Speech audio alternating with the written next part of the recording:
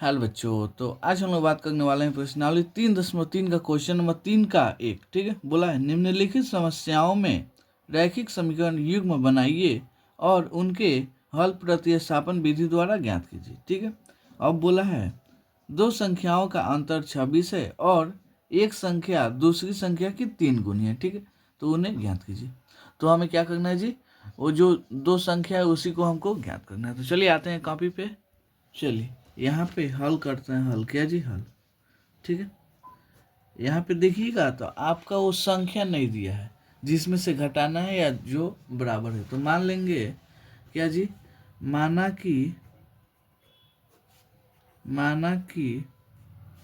एक संख्या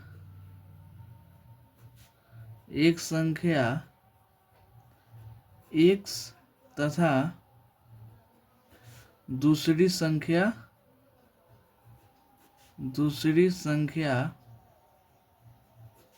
y है। कोई दिक्कत नहीं। पहला संख्या क्या है जी, x, दूसरी संख्या y। अब देखिए तब प्रश्नानुसार क्या जी, तब प्रश्नानुसार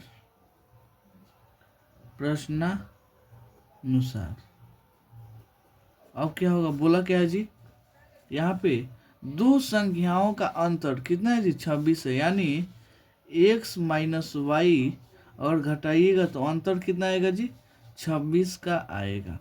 इसको समीकरण 1 मान लीजिए। ठीक है, अब आते हैं, अब यहाँ पे और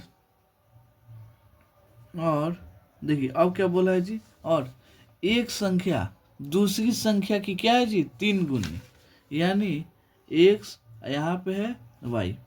कौन 3 गुनी है जी, मान लीजिए ये 3 गुनी है तो इधर गुणा नहीं होगा, इधर गुणा होगा। क्यों? क्योंकि अगर इधर गुणा होगा तो अरी ज़्यादा हो जाएगा, लेकिन हमको क्या करना है, बराबर करना है। तो ऐसे कर देंगे।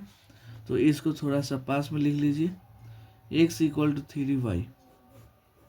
क्या जी, इसको समीकरण 2 मान लीजिए। क्या जी, समीकरण 2। कोई दिक्कत नहीं, बस प्रश्न जैसे बोला था हमने वैसा कर दिया। अब आते हैं समीकरण 1 और 2 से। क्या जी, समीकरण 1 और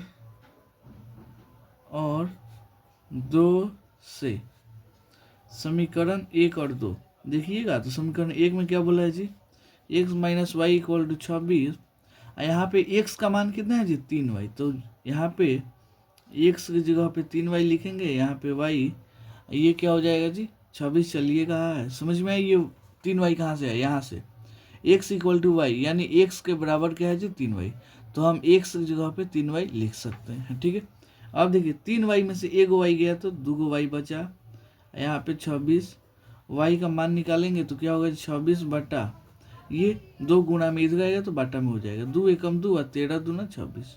यानी y का मान कितना आ गया जी, 13। कोई दिक्कत नहीं। अब यही y का मान किस में जी, समीकरण 2 में रख के हम x का मान ज्ञात कर लेंगे। तो आते हैं y का मान समीकरण 2 में रखने पर क्या जी, y का मान समीकरण 2 में रखने पर क्या हो जाएगा, x = 3y चल गया ना। तो x और 3 और y का वैल्यू 13, तो 13 39 हो जाएगा। समझ में आया? y का मान 13 और x का मान 39। ठीक है, तो हम लिख सकते हैं अतः दो संख्या